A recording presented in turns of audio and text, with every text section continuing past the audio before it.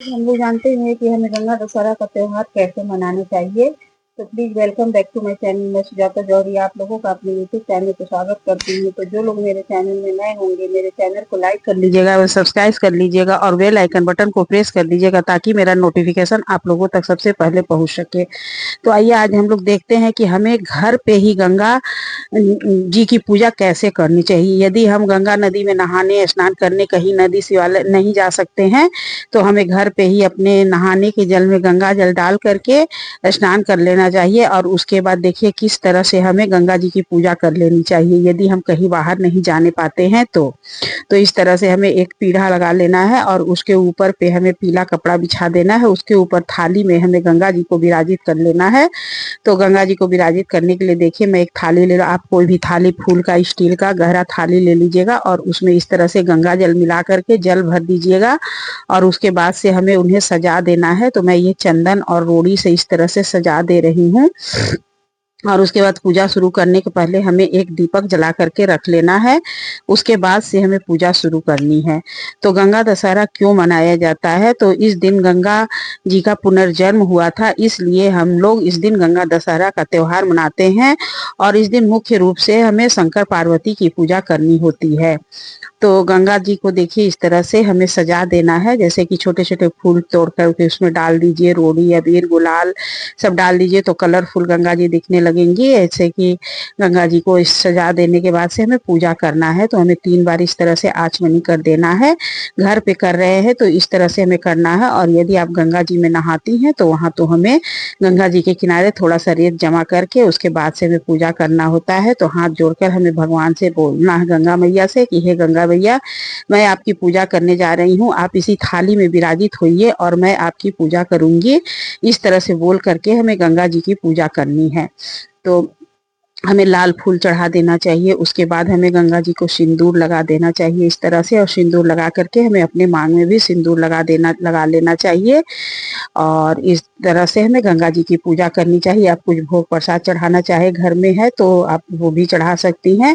फिर देखिए रोड़ी अबीर गुलाल तो इस तरह से मैं गंगा जी में ही डाल दे रही हूँ ताकि जो मैं गंगा जी थाली में विराजित की हूँ वो खूबसूरत दिखने लगे। इस तरह से हमें इस तरह से डाल देना है।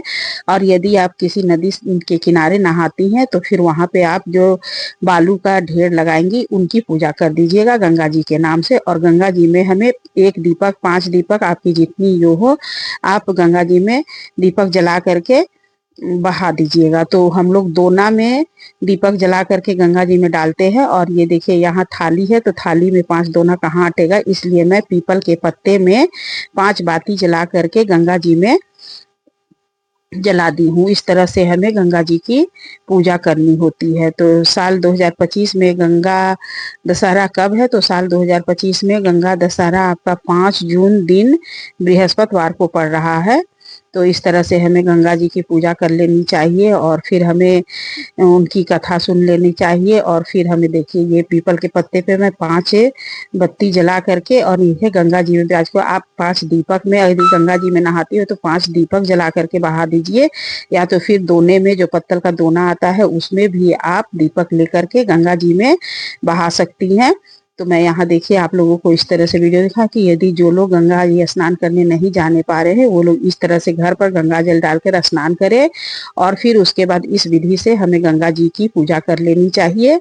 जल गंगा मन चंगा तो कठौती में गंगा वाली खिस्सा हो जाती है। तो हमें घर पर ही गंगा जी की पूजा कर ले। उसके बाद से हमें गंगा जी की आरती कर देनी चाहिए जय गंगे माता बोलते हुए।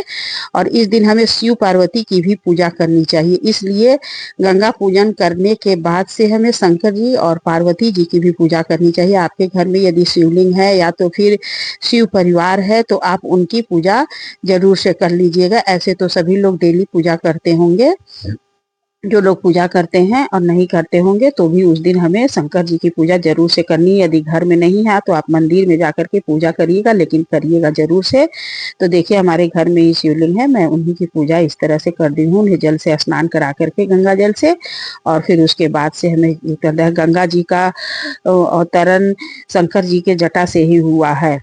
तो इसलिए हमें गंगा शंकर जी की पूजा जरूर से करनी चाहिए।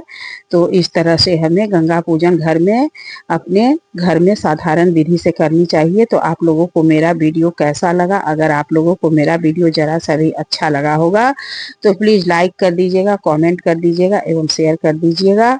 और सभी को गंगा दशहरा की ढेर सारी शुभकामनाएं। बोलिए सब लोग जय गंगे माता की जय।